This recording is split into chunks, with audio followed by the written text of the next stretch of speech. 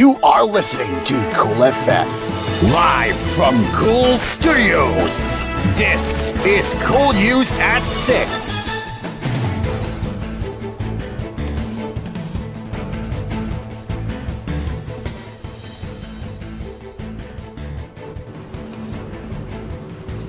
Good evening, this is Cool News at 6. I'm Kyle.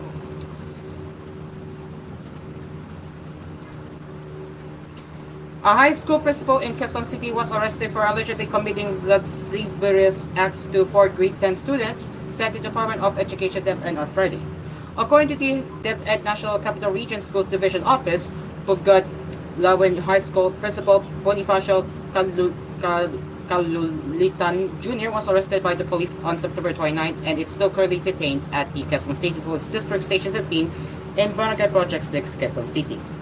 Complainants are 4th grade 10 students who alleged said that they were molested by their school heads, the DepEd office said in a statement.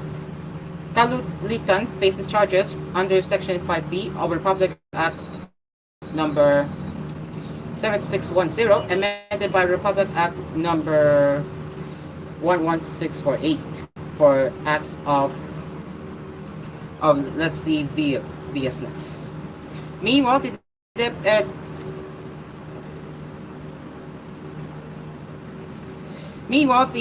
Schools Division Office said it already assigned an officer in charge to Pugat Lawin High School and issued a detailed order for Kalulitan to the division office. The Schools Division Office said it has also already requested an official investigation into the administrative aspects of the case. The office also convened its Child Protection Committee to meet with the school parents and students, offering psychological first aid and coordinating with the city's social welfare office to provide counseling.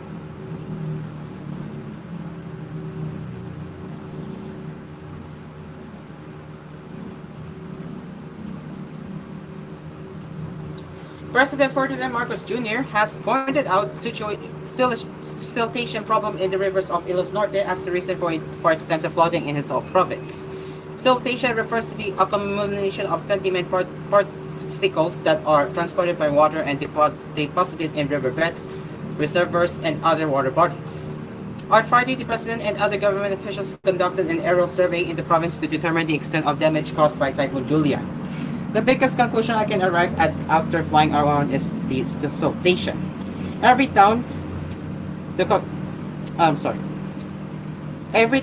as long as there is a river, has a siltation problem. It's only now that I have seen how shallow the rivers are here,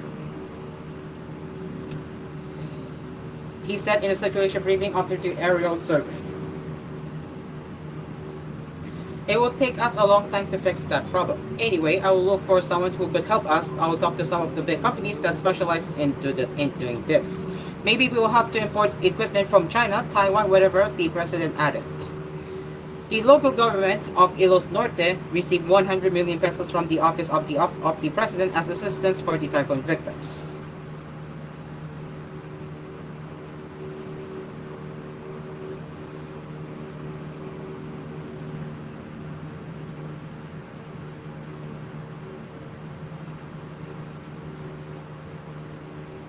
"53 villages from 8 localities in La Union province were categorized as red zones due to the African swine fever," a Department of Agriculture official said Friday. These villages are in Balawan Luna, Bangar, Bacnotan, Santol, San Juan, Rosario towns, and San Fernando City. Dr. Alfredo Panac, DA1 Ilos Region Regulatory Division Chief and ASF focal person, in the phone interview said 2,460 hogs had been culled as of October 3 to contain the first surge of the virus, while 344 hog raisers are affected. This means these localities are under quarantine for ASF. Based on their respective ordinance, live hogs are not allowed to be transported outside of their jurisdiction. Depending on the local government units, pigs of marketable size are tested. If the test turned out negative, the pigs will be immediately brought to the slaughterhouse, he said. Panak noted that the DA's approach to the ASF has changed. In the past, the policy was to cull all pigs within a kilometer radius of the area where the affected animal is located. Since September, the policy on the radius was reduced to 500 meters. Hogs that test positive for the virus will be culled, but those that turn out negative need to be immediately brought to the area's slaughterhouse and sold to consumers. Although the culling is still dependent on the approval of the local chief executive, as they may decide to still implement total culling or for humanitarian and economic reasons, they may apply the test and destroy approach, Banak said in Filipino. The new approach to allow the selling of live hogs that test negative for ASF is to reduce the burden of ASF on the hog raisers, he said. It is safe to consume these pork products that test negative for ASF, he added. Banak, however, pointed out that while humans may not be affected by ASF, they could still be carriers of the virus. We advise the people not to accept or buy pork products without knowing their origin, as they might be carrying the virus, which can be transmitted to other live hogs in the respective localities, he said in Filipino. Banak said affected hog raisers would receive indemnification from the DA for their culled hogs, amounting to 4,000 pesos per head for piglets, 8,000 pesos per head for growers and flatteners, and 12,000 pesos per head for breeders. They can claim the indemnification for a maximum of 40 heads per hog raiser, he said. Banak said they continue to conduct surveillance and testing in Ilocos as 7 localities in the province were placed under the red zone. He, however, said that Ilocos Norte and Pangasinan continued to have 0 African swine fever case.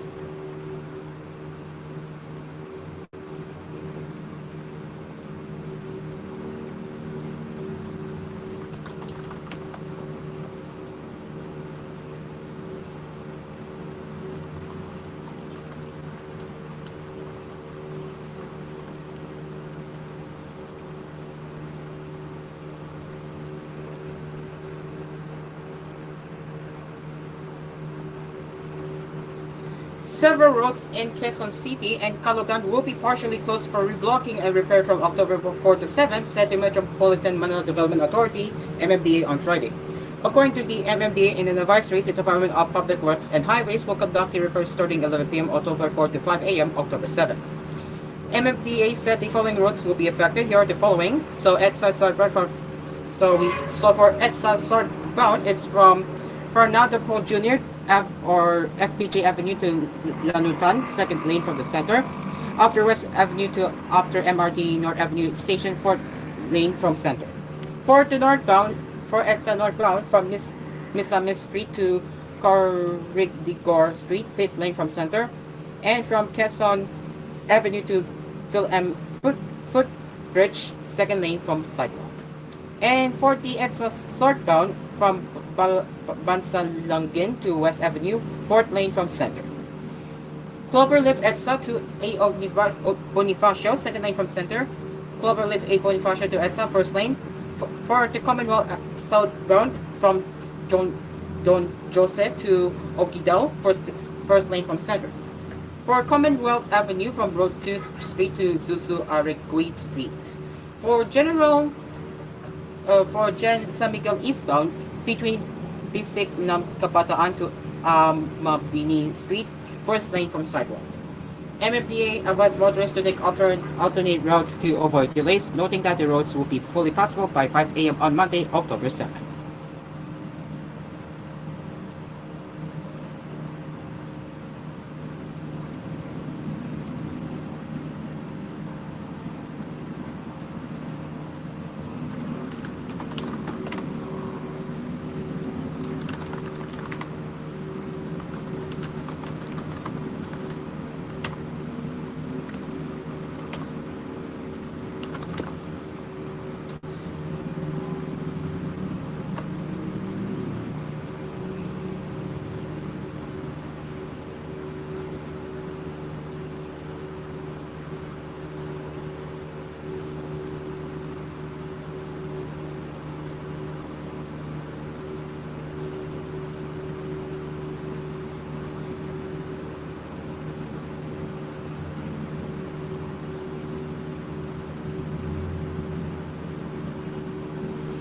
And Senator Juan Mix Subiri on Friday urged the Commission on Higher Education, CHED, and the Department of Education DepEd to raise awareness on the consequences of fraternity hazing. The senator on Tuesday similarly called for a crackdown on physical violence in initiation rites after the death of a grade 11 student in Nueva Ecija and the conviction of 10 fratmen in the case of law freshman Horacio Atolio Castillo III.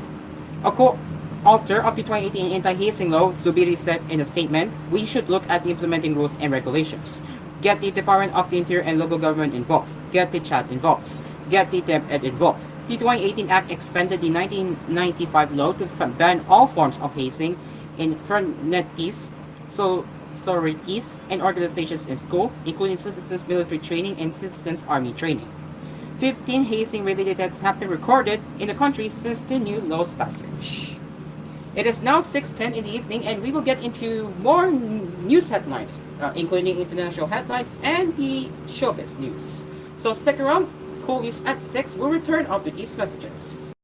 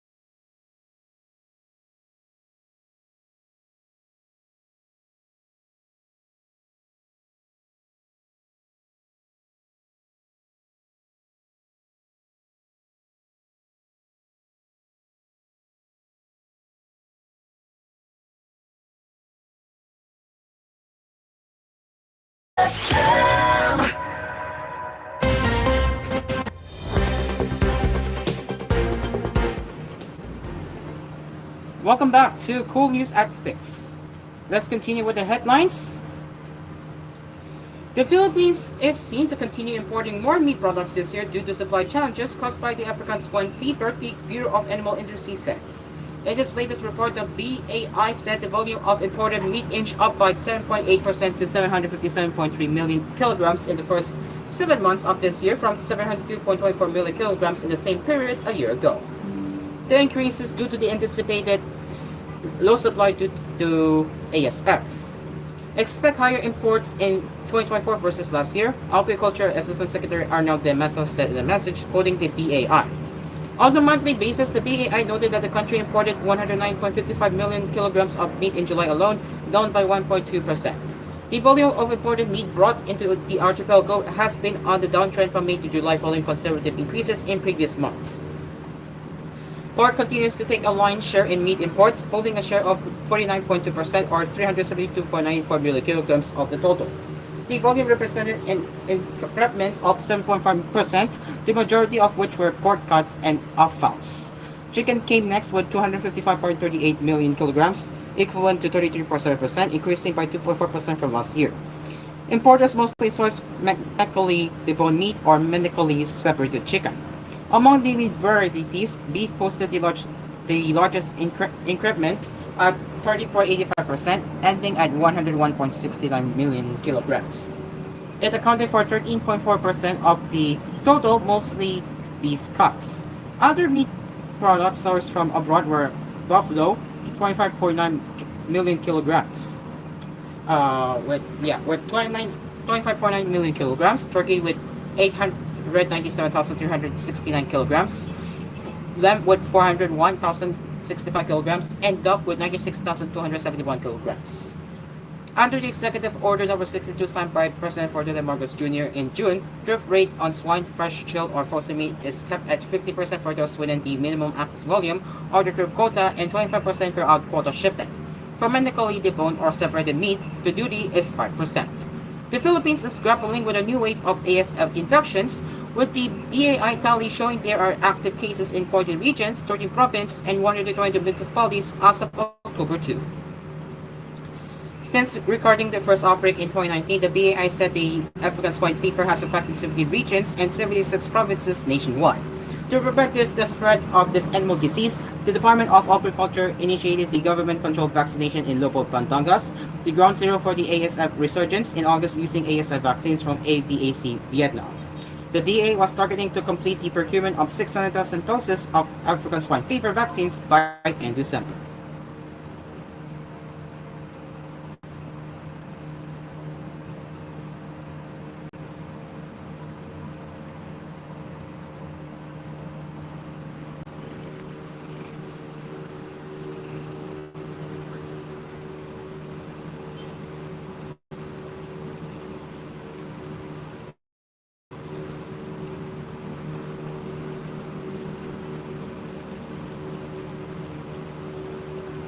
Give me one moment here. I'm just preparing for the things for 6:30 later.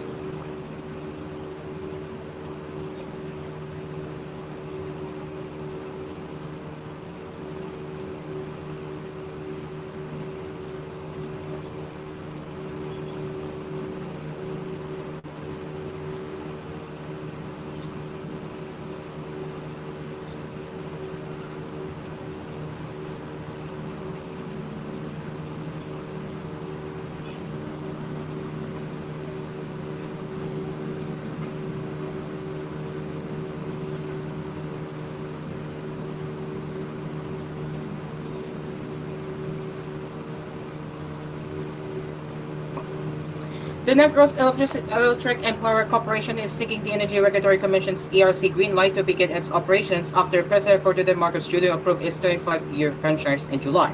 The firm hopes to secure provisional authority to make its business up and running while the ERC's virtual hearing on this application is in progress, according to the document posted on the regulator's website on Wednesday, October 2. The company filed in July its application for the issuance of a certificate of public convenience and necessity, which is a requirement for it to deliver power in the cities of Negros Occidental, namely Balucod, Silay, Talisay, and Bago, and the municipalities of Don Salvador, Benedicto, and Murcia. More than 220,000 active accounts are expected to be covered by NEPC, a joint venture company between Prime Electric Holdings Incorporated and Central Negros Electric Cooperative. Based on its application, the firm and Senetco were already preparing for the transfer of operations from the latter to the joint venture. Both parties assured that no such disruption of electric distribution services in the franchise area will occur during the transition of operations. NEPC has the needed facilities, contracts, and personnel necessary for the operation of the distribution system in the franchise area, it said. The company stressed it would need a CPCN to legally operate such assets. It also noted the group's plan to absorb a total of 290 employees of Senesco.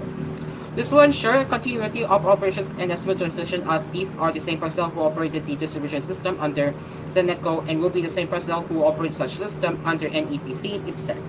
The Negros Power Firm earlier said it would initially spend 2 billion pesos over 5 years to rehabilitate and modernize the distribution system.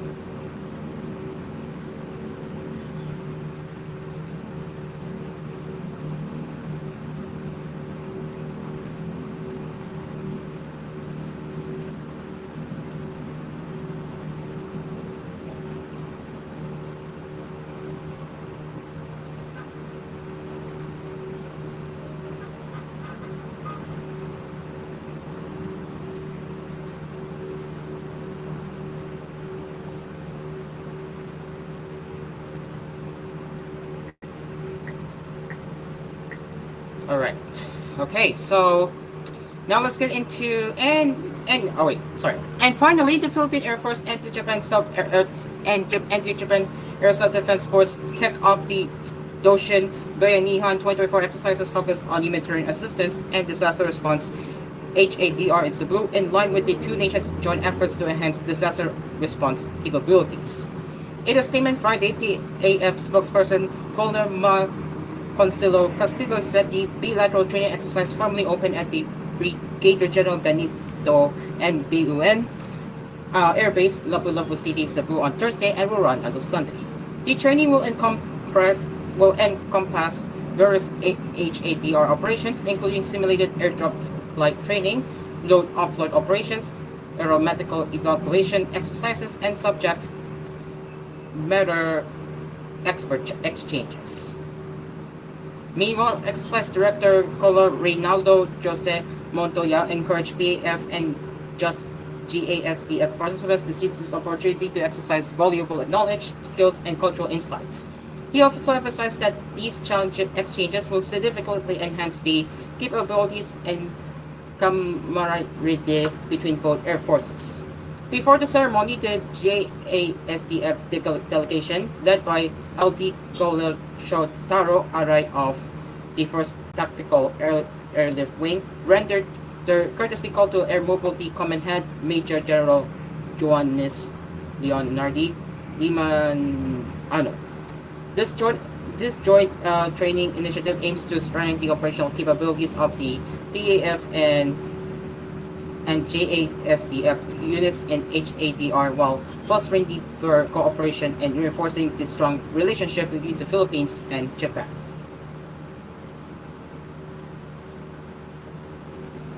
Wait, hold on.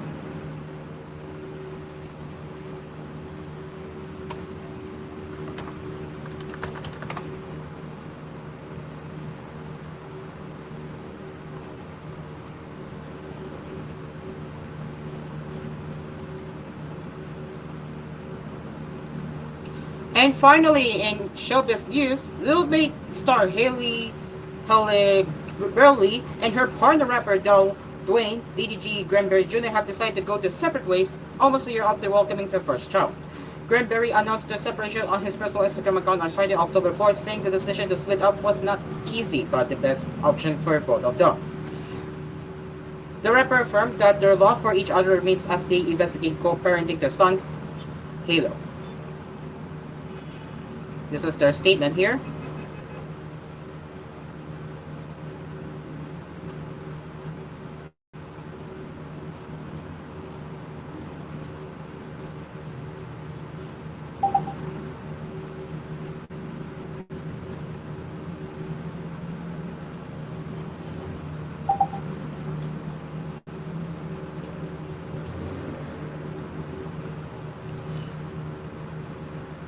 Alright, and that is it for Cool News at 6. As always, if you have any news suggestions or feedback that you would like to share, you can get in touch with us at tvh.philippines.news@gmail.com. And we will be back with more headlines later with Cool News Primetime at 9. Coming up next is My Tulugan, and we just want to let our listeners know that we will be preempting the Pop Fridays with Lisa Magabat, as My Tulugan will be extended until Cool News Primetime. So then, I'm Cairo. We will see you later. Good evening.